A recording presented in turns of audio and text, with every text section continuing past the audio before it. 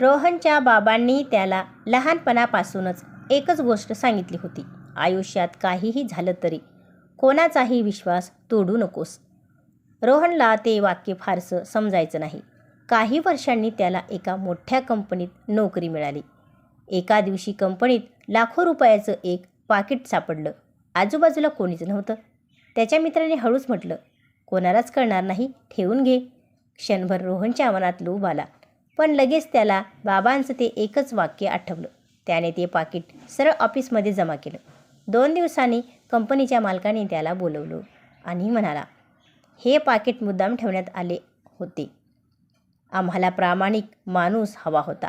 आजपासून तू फक्त कर्मचारी नाहीस, तू आमच्या कंपनीचा विश्वासू अधिकारी आहेस. रोहनच्या डोळ्यात आनंदाश्रू आले. घरी जाऊन त्याने बाबांना ही गोष्ट सांगितली. बाबा फक्त हसले आणि म्हणाले, पैसे हरवले तर परत मिळू शकतात, पण विश्वास हरवला तर आयुष्यभर मिळत नाही. त्या दिवशी रोहनला बाबांच्या एका वाक्याची खरी किंमत समजली.